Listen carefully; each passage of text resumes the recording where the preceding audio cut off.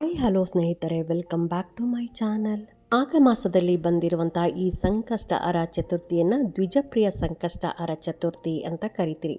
ಇದು 2 ವಿಶೇಷ ಯೋಗಗಳಲ್ಲಿ ಕೂಡ ಬಂದಿದೆ. ಹಾಗಾಗಿ ಈ ಸಂಕಷ್ಟಹರ ಚತುರ್ಥಿ ಎಷ್ಟು ಗಂಟೆಗೆ ಪ್ರಾರಂಭ ಆಗುತ್ತೆ, ಎಷ್ಟು ಗಂಟೆಗೆ ಮುಕ್ತಾಯ ಆಗುತ್ತೆ, ನಮ್ಮ ಕಷ್ಟಗಳನ್ನು ಸರ್ವ ಕಷ್ಟಗಳನ್ನು ಬಗೆಹರಿಸ್ಕೊಬೇಕು ಅನ್ನೋದಾದರೆ ನಾವು ಗಣಪತಿಗೆ ಯಾವ ಪ್ರಸಾದವನ್ನು ಇಡಬೇಕು, ಯಾವ ಹೂವನ್ನು ಇಡಬೇಕು, ಯಾವ ಸಮಯದಲ್ಲಿ ಪೂಜೆಯನ್ನು ಮಾಡ್ಕೊಬೇಕು ಅಂತಲೂ ತಿಳಿಸ್ಕೊಡ್ತಾ ಇದ್ದೀನಿ. ಈ ದ್ವಿಜಪ್ರಿಯ ಸಂಕಷ್ಟಹರ ಚತುರ್ಥಿ ಎಂದು ವಿವಾಹಿತ ಮಹಿಳೆಯರು ತಮ್ಮ ಪತಿಯ ದೀರ್ಘಾಯುಷು ಮತ್ತು ಸಂತೋಷದ ಜೀವನಕ್ಕಾಗಿ ವ್ರತವನ್ನು ಆಚರಿಸ್ತಾರೆ. ಇನ್ನು ಸಂಕಷ್ಟ ಚತುರ್ಥಿಯ ದಿನದಂದು ಉಪವಾಸ ಮಾಡೋದ್ರಿಂದ ಭಕ್ತರ ಎಲ್ಲ ದುಃಖಗಳು, ಸರ್ವ ಸಂಕಷ್ಟಗಳು ಕೂಡ ದೂರವಾಗುತ್ತೆ ಅಂತಲೇ ಹೇಳ್ಬೋದು. ಈ ದಿನದಂದು ಗಣೇಶನ ದ್ವಿಜಪ್ರಿಯ ರೂಪವನ್ನು ಸೂಕ್ತವಾದ ವಿಧಿವಿಧಾನಗಳ ಪ್ರಕಾರ ಕೂಡ ಪೂಜಿಸಲಾಗುತ್ತೆ. ದ್ವಿಜಪ್ರಿಯ ಸಂಕಷ್ಟ ಚತುರ್ಥಿಯನ್ನು ಗಣೇಶನಿಗೆ ಅತ್ಯಂತ ಪ್ರಿಯವಾದ ದಿನವೆಂದು ಪರಿಗಣಿಸಲಾಗುತ್ತೆ. ಆದ್ದರಿಂದ ಈ ದಿನದಂದು ಗಣೇಶನನ್ನು ಪೂಜಿಸುವುದರಿಂದ ಆ ವ್ಯಕ್ತಿಯ ಇಷ್ಟಾರ್ಥಗಳು ಈಡೇರುತ್ತವೆ. ಮಕ್ಕಳ ಸಂತೋಷಕ್ಕಾಗಿ ಮತ್ತು ಕುಟುಂಬದಲ್ಲಿ ಶಾಂತಿ ಮತ್ತು ಸಂತೋಷವನ್ನು ಕಾಪಾಡಿಕೊಳ್ಳಲು ಈ ಉಪವಾಸವನ್ನು ಆಚರಿಸಲಾಗುತ್ತೆ. ಈ ಉಪವಾಸವನ್ನು ವಿಶೇಷವಾಗಿ ತಮ್ಮ ಜೀವನದಲ್ಲಿ ಜ್ಞಾನ, ಬುದ್ಧಿವಂತಿಕೆ ಮತ್ತು ಸಮೃದ್ಧಿಯನ್ನು ಬಯಸುವವರು ಆಚರಿಸುತ್ತಾರೆ. ಇನ್ನು ಧಾರ್ಮಿಕ ಗ್ರಂಥಗಳ ಪ್ರಕಾರ ಈ ಉಪವಾಸವನ್ನು ಆಚರಿಸೋದ್ರಿಂದ ವ್ಯಕ್ತಿಯ ಎಲ್ಲ ತೊಂದರೆಗಳು ಕೂಡ ದೂರವಾಗುತ್ತೆ ಮತ್ತು ವ್ಯಕ್ತಿಯು ಸಂತೋಷ ಮತ್ತು ಸಮೃದ್ಧಿಯನ್ನು ಕೂಡ ಪಡಿತಾನೆ. ಇದಲ್ಲದೆ ಈ ಉಪವಾಸವನ್ನು ಆಚರಿಸೋದ್ರಿಂದ ಒಬ್ಬ ವ್ಯಕ್ತಿಯು ಪಾಪಗಳಿಂದ ಕೂಡ ಮುಕ್ತನಾಗ್ತಾನೆ ಮತ್ತು ಅವನು ಮಾನಸಿಕ ಶಾಂತಿಯನ್ನು ಪಡೆದುಕೊಳ್ತಾನೆ ಎನ್ನುವ ಧಾರ್ಮಿಕ ನಂಬಿಕೆ ಕೂಡ ಇದೆ. ದ್ವಿಜಪ್ರಿಯ ಸಂಕಷ್ಟಹರ ಚತುರ್ಥಿ ಎಷ್ಟು ಗಂಟೆಗೆ ಪ್ರಾರಂಭ ಆಗುತ್ತೆ ಅನ್ನೋದಾದರೆ ಫೆಬ್ರವರಿ 15ನೇ ತಾರೀಕು ಶನಿವಾರ ರಾತ್ರಿ 11:52 ಪ್ರಾರಂಭ ಆಗುತ್ತೆ.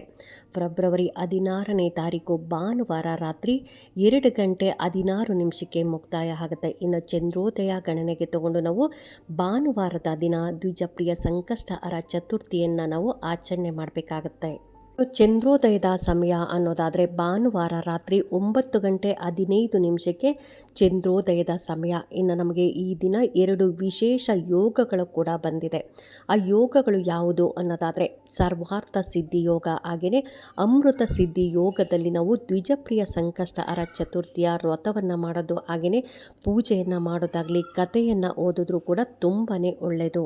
ನಾಳೆ ಭಾನುವಾರ ಸಂಕಷ್ಟಿ ಇರೋದ್ರಿಂದ ಬೆಳಗ್ಗೆ ಬೇಗ ಎದ್ದು ಸ್ನಾನ ಮಾಡಿಕೊಂಡು ನೀವು ದೇವ್ರ ಮನೆಯೆಲ್ಲ ಮೊದಲು ಕ್ಲೀನ್ ಮಾಡ್ಕೊಬೇಕಾಗತ್ತೆ. ನಂತರ ನೀವು ಗಣಪತಿಗೆ ಸ್ವಲ್ಪ ಅಕ್ಷತೆ ಹಾಗೆ ಒಂದು ಹೂವನ್ನು ಕೈಯಲ್ಲಿ ಹಿಡ್ಕೊಂಡು ಸಂಕಲ್ಪವನ್ನು ಮಾಡ್ಕೊಬೇಕು. ಇಡೀ ದಿನ ನಾನು ಉಪವಾಸವನ್ನು ಇದ್ದು ಸಾಯಂಕಾಲ ನಾನು ಸಂಕಷ್ಟಹರ ವ್ರತ ಕಥೆಯನ್ನು ಓದ್ತೀನಿ, ಹಾಗೆಯೇ ಸಂಕಷ್ಟಿಯ ಪೂಜೆಯನ್ನು ಮಾಡ್ತೀನಿ, ಚಂದ್ರೋದಯದ ನಂತರ ನಾನು ಉಪವಾಸವನ್ನು ಬಿಡ್ತೀನಿ ಅಂತ ನೀವು ಸಂಕಲ್ಪವನ್ನು ಮಾಡಿಕೊಂಡು ಅಕ್ಷತೆ ಮತ್ತು ಹೂವನ್ನು ನೀವು ಗಣಪತಿಗೆ ಸಮರ್ಪಣೆ ಮಾಡಬೇಕು. ಸಂಕಷ್ಟಹರ ಚತುರ್ಥಿಯ ವ್ರತವನ್ನು ಪೂಜೆಯನ್ನು ನಾವು ಮಾಡೋದು ಸಂಜೆ ಸಮಯದಲ್ಲಿ ಮಾಡಬೇಕಾಗತ್ತೆ. ಹಾಗಾಗಿ ಸಂಜೆ ನೀವು ಕೈಕಾಲು ಮುಖ ತೊಳ್ಕೊಂಡಾದರೂ ಪೂಜೆ ಮಾಡ್ಬೋದು ಅಥವಾ ಸ್ನಾನ ಮಾಡಿಕೊಂಡು ಕೂಡ ನೀವು ಪೂಜೆಯನ್ನು ಮಾಡ್ಬೋದು. ಇನ್ನು ನಿಮ್ಮ ಮನೆಯಲ್ಲಿ ಗಣಪತಿಯ ವಿಗ್ರಹ ಇತ್ತು ಅಂದರೆ ವಿಗ್ರಹಕ್ಕೆ ನೀವು ಪಂಚಾಮೃತದ ಅಭಿಷೇಕ ಅಂದರೆ ಹಾಲು, ತುಪ್ಪ, ಜೇನುತುಪ್ಪ, ಬಾಳೆಹಣ್ಣು, ಸಕ್ಕರೆ ಇದರಿಂದ ನೀವು ಪಂಚಾಮೃತದ ಅಭಿಷೇಕವನ್ನು ಮಾಡಬೇಕಾಗತ್ತೆ. ನಂತರ ನೀವು ಶುದ್ಧವಾದ ನೀರಿನಲ್ಲಿ ತೊಳ್ಕೊಂಡು ನೀವು ಗಣಪತಿಯನ್ನು ಸ್ಥಾಪನೆ ಮಾಡೋದಕ್ಕೋಸ್ಕರ ಒಂದು ಮರದ ಹಲಿಗೆ ಅಥವಾ ಪೀಠವನ್ನು ರೆಡಿ ಮಾಡಿಕೊಂಡು ಅದರ ಮೇಲೆ ನೀವು ಕೆಂಪು ಬಣ್ಣದ ಬಟ್ಟೆಯ ಮೇಲೆ ನೀವು ಗಣಪತಿಯ ಫೋಟೋ ಹಾಕ್ಬೋದು. ಹಾಗೆಯೇ ಗಣಪತಿಯ ವಿಗ್ರಹವನ್ನು ಇಟ್ಟು ನೀವು ಪೂಜೆಯನ್ನು ಮಾಡಬೇಕಾಗತ್ತೆ. ಹಾಗೆಯೇ ಧೂಪ, ದೀಪ, ನೈವೇದ್ಯಗಳನ್ನು ಅರ್ಪಿಸಿ ಮೊದಲು ನೀವು ಗಣೇಶನನ್ನು ಧ್ಯಾನಿಸಿ ಆತನಿಗೆ ನಮಸ್ಕಾರವನ್ನು ಮಾಡಬೇಕಾಗತ್ತೆ. ಗಣೇಶನ ಯಂತ್ರ ಬರೆಯೋಕ್ಕೆ ಬರುತ್ತೆ ಅನ್ನೋದಾದರೂ ನೀವು ಗಣೇಶನ ಯಂತ್ರವನ್ನು ಕೂಡ ಬರೆದು ನೀವು ಒಂದು ಮರದ ಹಲಿಗೆ ಮೇಲೆ ಗಣೇಶನ ಯಂತ್ರವನ್ನು ಬರೆದು ಯಂತ್ರಕ್ಕೂ ಕೂಡ ನೀವು ಶ್ರೀಗಂಧ, ಕುಂಕುಮ ಮತ್ತು ಅಕ್ಷತೆಯನ್ನು ಅರ್ಪಿಸಬೇಕಾಗತ್ತೆ. ನಂತರ ನೀವು ಗಣೇಶನ ಮಂತ್ರವನ್ನು ಕೂಡ ಹೇಳಬೇಕು.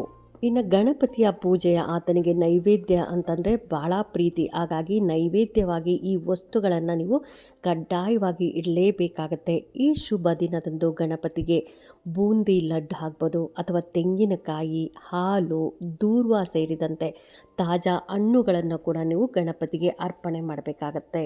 ಹೂಗಳು ಅಂತ ಬಂದರೆ ಗರಿಕೆ, ಹಾಗೆಯೇ ಕಣಗಿಲೆ ಹೂವು ಹಾಕ್ಬೋದು, ಬಿಳಿ ಎಕ್ಕದ ಹೂವಿನ ಹಾರ ಹಾಕ್ಬೋದು, ಹಾಗೆಯೇ ಬಿಳಿ ಎಕ್ಕದ ಹೂವು ಹಾಕ್ಬೋದು, ಹಾಗೆಯೇ ಕಡಲೆಕಾಳು ಹಾರವನ್ನು ಹಾಕಿ ನಾವು ಗಣಪತಿಯ ವ್ರತವನ್ನು ನಾವು ಆಚರಣೆ ಮಾಡಬೇಕಾಗತ್ತೆ. ಗಣಪತಿಯ ವ್ರತದ ಬುಕ್ ಅಂತ ಬರುತ್ತೆ, ಆ ವ್ರತವನ್ನು ಕಥೆಯನ್ನು ಓದಿ ನಂತರ ನಾವು ಗಣಪತಿಗೆ ಆರತಿ ಎಲ್ಲ ಬೆಳಗಿ ನಾವು ನಂತರ ನಾವು ದೇವಸ್ಥಾನಕ್ಕೂ ಕೂಡ ಹೋಗಬೇಕು. ಸಂಕಷ್ಟಹರ ಚತುರ್ಥಿ ವ್ರತವನ್ನು ಯಾರು ಆಚರಣೆ ಮಾಡ್ತಾರೋ ಎಲ್ಲರೂ ಈ ದಿನ ನೀವು ಗಣಪತಿಯನ್ನು ಸಂಕಲ್ಪ ಮಾಡ್ಕೊಂಡಿರ್ತೀರಲ್ಲ, ಎಲ್ಲರೂ ನೀವು ಮನೆಯಲ್ಲಿ ಪೂಜೆ ಆದ ನಂತರ ನೀವು ದೇವಸ್ಥಾನಕ್ಕೆ ಹೋಗಿ ಅಲ್ಲಿ ಕೂಡ ನೀವು ಗಣಪತಿಗೆ ನಮಸ್ಕಾರ ಮಾಡಬೇಕು. ಪೂಜೆ ಮಾಡಿಸ್ಬೇಕಂತ ಏನೂ ಇಲ್ಲ ಸ್ನೇಹಿತರೆ, ನಮಸ್ಕಾರ ಮಾಡ್ಕೊಬಂದರೂ ಆಯಿತು. ರಾತ್ರಿ 9:15ಕ್ಕೆ ಚಂದ್ರೋದಯ ಸಮಯ. ಹಾಗಾಗಿ ನೀವು ದೇವಸ್ಥಾನಕ್ಕೆಲ್ಲ ಹೋಗಿ ಬಂದು ಚಂದ್ರನಿಗೆ ನೀರು ಮತ್ತು ಹಾಲನ್ನು ಮಿಕ್ಸ್ ಮಾಡಿ ನೀವು ಆರ್ಘ್ಯವನ್ನು ಕೊಡಬೇಕಾಗತ್ತೆ. ಶುದ್ಧವಾದ ನೀರು ತಗೊಳ್ಳಿ, ಅದಕ್ಕೆ ಸ್ವಲ್ಪ ಹಾಲನ್ನು ಹಾಕಿ ನೀವು ಚಂದ್ರನಿಗೆ ಆರ್ಘ್ಯವನ್ನು ಕೊಟ್ಟು ನಂತರ ಉಪವಾಸವನ್ನು ಮುರಿಬೇಕಾಗತ್ತೆ.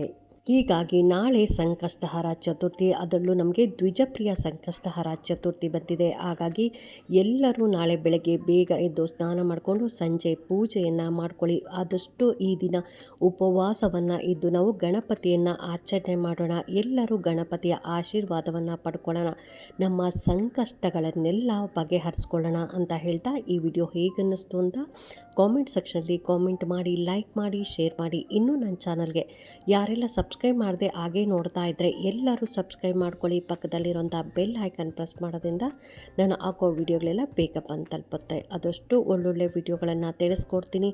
ನನ್ನ ವಿಡಿಯೋಗಳನ್ನು ಆದಷ್ಟು ಶೇರ್ ಮಾಡಿ ಅಂತ ಹೇಳ್ತಾ ಥ್ಯಾಂಕ್ ಯು.